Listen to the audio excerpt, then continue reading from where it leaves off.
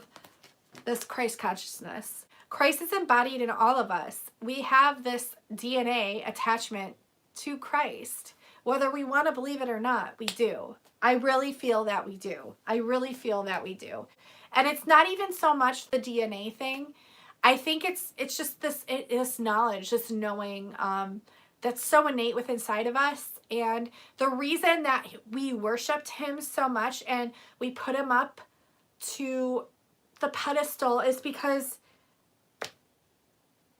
he held the truth that we all know is true. It resonated on such a deep level that we had no choice but to celebrate the truth that he provided us with, that he unlocked, that he showed us, because we knew it to be true. We knew it to be true because it was true. And because it resonated on such a deep level, certain people of power did not like that. They did not like that. They did not like the common folk knowing their power. It's the same shit that's going on today. They don't want us to know our true innate power, our true innate wisdom, the truth that's so deep inside of us that we don't even have to say it, but it scares them because they know we hold it. We all do. And it's just us really just understanding and just really tapping into that. And because people didn't like that, and people of power didn't like that, and they didn't want it to be known. They didn't want people knowing that they hold this true power, that we all hold this true power, that we're able to tap into this vast power of infinity. Because they didn't want us knowing that, I mean, they crucified him. But he so lovingly allowed it to happen. He could have stopped it. He could have if he wanted to. But he'd allowed it to happen because he understood it had to happen.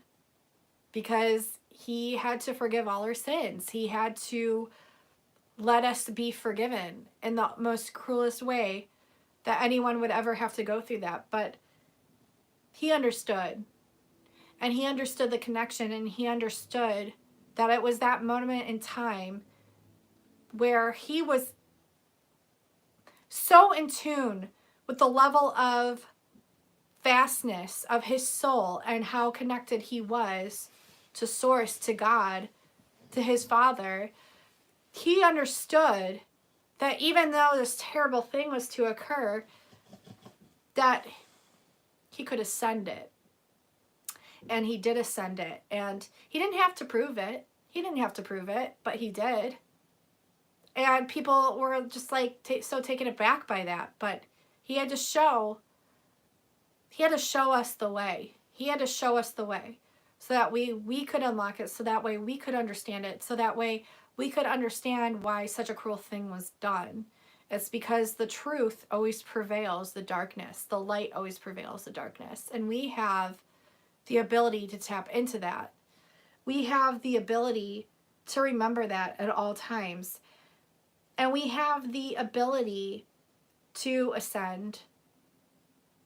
And no, we don't have to do it in such a painful way that it happened that way, but it happened that way so that way he could prove the point. And he could expose the sins.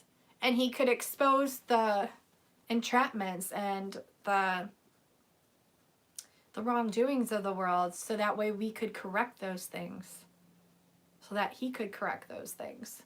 And so I think you're really tapping into this consciousness, and I think you're tapping into this awareness of your awareness that's so in tune, and you're so psychic and so knowledgeable, and you have this ability to tap into this.